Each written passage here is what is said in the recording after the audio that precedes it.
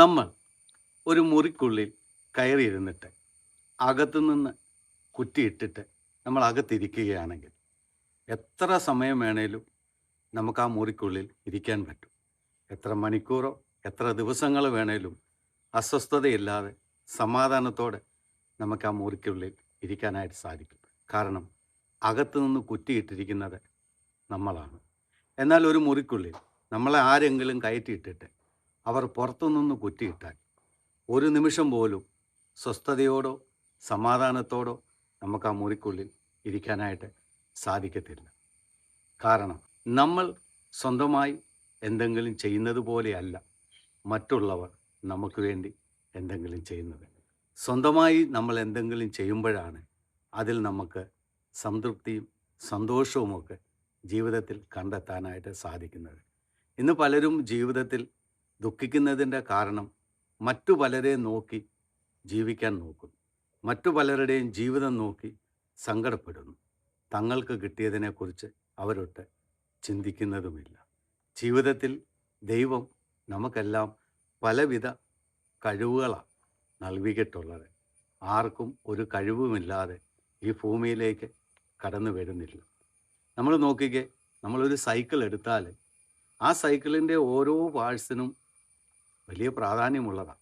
ആരും കാണാതെ കിടക്കുന്ന ഒന്നാണ് അതിൻ്റെ ഉള്ളിൽ, ട്യൂബിൻ്റെ ഉള്ളിലിരിക്കുന്ന ഒരു ചെറിയ ഒരു കമ്പി പോലൊരു കഷ്ണമുണ്ട്. അതില്ലെങ്കിൽ ആ സൈക്കിള് ഓടുകയില്ല. അത്രയേറെ പ്രാധാന്യം ആ ചെറിയ കമ്പി കഷ്ണത്തിനുണ്ട്, ട്യൂബിൻ്റെ ഉള്ളിലിരിക്കും. അത് കാറ്റടിക്കാൻ വേണ്ടി അത് ആവശ്യമുണ്ട്. ഇതുപോലെ നമ്മുടെ എല്ലാം ജീവിതത്തിൽ ദൈവം നമുക്കെല്ലാം ഓരോരോ കഴിവുകൾ നൽകിയിട്ടുണ്ട്. മറ്റുള്ള ആളുടെ കഴിവ് നമുക്കൊരിക്കലും ലഭിക്കുകയില്ല. നമുക്കുള്ള കഴിവ് അവർക്കുമൊട്ടും ലഭിക്കുകയില്ല. കാരണം നമ്മളെപ്പോലെ ഈ ഭൂമിയിൽ നമ്മൾ മാത്രമേ ഉള്ളൂ. നമ്മളെപ്പോലെ ഈ ഭൂമിയിൽ ദൈവം വേറെ ആരെയും സൃഷ്ടിച്ചിട്ടില്ല എന്ന് നമ്മൾ മനസ്സിലാക്കുക. അപ്പോൾ നമ്മുടെ ജീവിതത്തിൽ നമ്മുടെ കഴിവുകളെ നമ്മൾ പ്രോത്സാഹിപ്പിക്കുക. എന്ത് കഴിവാണോ നമുക്കുള്ളത് ആ കഴിവുകളിൽ നമ്മൾ വിജയിക്കാനായിട്ട് പരിശ്രമിക്കുക. നമുക്ക് ചെറിയ ചെറിയ കഴിവുകളായിരിക്കും ദൈവം നൽകിയിട്ടുള്ളത്. ആ കഴിവുകളിൽ എത്രത്തോളം നമുക്ക് വിജയിച്ച് ഉന്നത വിജയം നേടാൻ നമുക്ക് സാധിക്കുമെങ്കിൽ നമ്മളായിരിക്കും ഏറ്റവും വലിയ വിജയി. എന്നാൽ പലപ്പോഴും പലരുടെയും ജീവിതത്തിൻ്റെ വിജയത്തിൽ നോക്കി നമ്മൾ ഇന്നും സങ്കടപ്പെട്ടുകൊണ്ടിരിക്കുകയാണ്. നോക്കുക, നമ്മൾ ഓരോ വ്യക്തികളെ എടുത്തു നോക്കിയാൽ പരാജയത്തിൽ നിന്നാണ് എല്ലാവരും വിജയത്തിലെത്തിയിട്ടുള്ളത്. എല്ലാവരും ഒരടിക്ക് വിജയിച്ചവരല്ല. ഓട്ടത്തിൽ പലപ്പോഴും തോറ്റുപോയിട്ടാണ് പലരും ഒന്നാം സ്ഥാനം നേടിയിട്ടുള്ളത്. ആദ്യമേ വന്ന് ഓട്ടത്തിൽ ആരും ജയിക്കുന്നില്ല. അവർ പല പ്രാവശ്യം തോറ്റുപോയി വീണ്ടും വീണ്ടും അതിൽ നിന്ന് പാഠങ്ങൾ ഉൾക്കൊണ്ടാണ് പലരും ജീവിതത്തിൽ വിജയിച്ചിട്ടുള്ളത്. നമ്മുടെയൊക്കെ ജീവിതത്തിൽ പല പരാജയങ്ങളുണ്ടാകാം ജീവിതത്തിൽ. ആ പരാജയങ്ങളിൽ ആണ്ടുപോകാതെ അതിൽ നിന്ന് നമ്മൾ പാഠം ഉൾക്കൊണ്ട് വിജയിക്കാനായിട്ട് പരിശ്രമിക്കണം എന്ന് പറഞ്ഞാൽ നമ്മൾ തന്നെ പരിശ്രമിച്ചെങ്കിലേ നമുക്ക് വിജയിക്കാനായിട്ട് സാധിക്കത്തുള്ളൂ. മറ്റുള്ളവരുടെ ജീവിതത്തിൽ എത്തി നോക്കുകയും മറ്റുള്ളവരുടെ വിജയത്തിൽ എത്തി നോക്കുകയും സങ്കടപ്പെടുന്നതിന് പകരം നമുക്ക് ദൈവം നൽകിയിരിക്കുന്ന കഴിവുകളെ പ്രോത്സാഹിപ്പിക്കുക. എല്ലാ മനുഷ്യൻ്റെയും ഉള്ളിൽ കഴിവുകൾ ഒളിഞ്ഞിരിപ്പുണ്ട്. അതിനെ പുറത്തു കൊണ്ടുവരേണ്ട കടമ നമുക്ക് ഓരോരുത്തർക്കുമാണ്. പുറത്തുള്ള കാര്യങ്ങളെ നോക്കി അസ്വസ്ഥതപ്പെടാതെ നമ്മുടെ ഉള്ളിലിരിക്കുന്ന കഴിവുകളെ നമ്മൾ പുറത്തു കൊണ്ടുവന്ന് നമുക്ക് വിജയിക്കാനായിട്ട് സാധിക്കും. ഇന്ന് പലരും പരാജയപ്പെടുന്നതിൻ്റെ പ്രധാന കാരണം എന്താ? ഒരു വീഴ്ചകളോ ഒരു തകർച്ചകളോ ഒരു സങ്കടങ്ങളോ ഒരു ദുരിതങ്ങളോ ജീവിതത്തിൽ വരുമ്പോൾ അതിൽ ആണ്ടു പോകുകയല്ല ചെയ്യേണ്ടത്. പകരം അവിടെ നിന്ന് ഉയർത്തെഴുന്നേക്കണം. അതിനാണ് പലപ്പോഴും പലരും പറയാറുള്ളത്, നമുക്ക് ഏത് കാര്യത്തിനും വാശി ഉണ്ടായിരിക്കണം, പക്ഷേ വൈരാഗ്യമുണ്ടാകരുത്. നമ്മളെ ഏത് കാര്യത്തിലാണോ ഒരു വ്യക്തി തോൽപ്പിച്ചത് ആ വ്യക്തിയോട് ഒരിക്കലും നമ്മൾ വൈരാഗ്യം വെക്കരുത്. പകരം ആ വ്യക്തി എന്തിലാണോ നമ്മളെ തോൽപ്പിച്ചത് അതിൽ നമ്മൾ വാശിയോടെ വിജയിക്കണം. നിങ്ങൾ ഏതെങ്കിലും പരീക്ഷയിൽ ഒരു വ്യക്തി തോൽപ്പിച്ചാൽ ആ പരീക്ഷയിൽ നിങ്ങൾ വാശിയോടെ വിജയിക്കണം.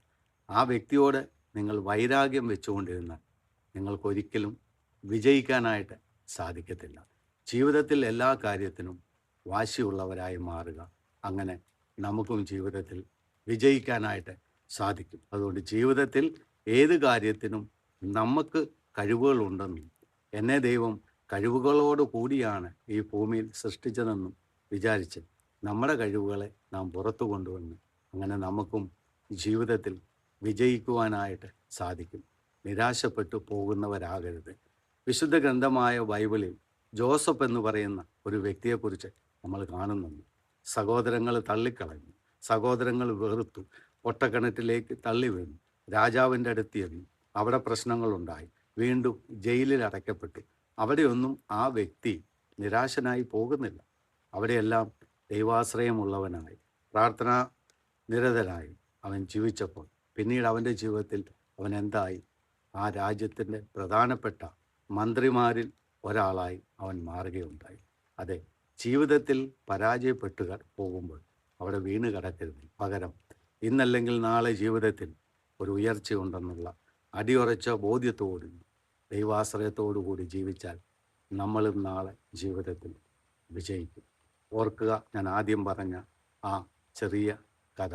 നമ്മളൊരു മുറിക്കുള്ളിൽ കടന്ന് നമ്മൾ സ്വയമേ ലോക്കിട്ടാൽ സ്വസ്ഥമായി നമുക്കതിൽ ഇരിക്കാം.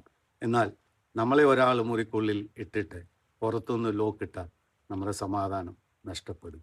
അതായത് സ്വന്തമായി എന്തെങ്കിലും ഒരു കാര്യങ്ങൾ ചെയ്ത് വിജയിക്കാനായിട്ട് ശ്രമിക്കുക. മറ്റുള്ളവരിൽ ആശ്രയിച്ച് മറ്റുള്ളവരെ പോലെ ആകാതിരിക്കാൻ പരിശ്രമിക്കുക. നമ്മുടെ കഴിവുകളെ നമ്മൾ പരിശ്രമത്തിലൂടെയും കഠിനാധ്വാനത്തിലൂടെയും പുറത്തു കൊണ്ടുവന്നാൽ മറ്റുള്ളവരെ പോലെ നമുക്കും ജീവിതത്തിൽ വിജയിക്കാനായിട്ട് സാധിക്കും. ദൈവം നിങ്ങളെ അനുഗ്രഹിക്കട്ടെ.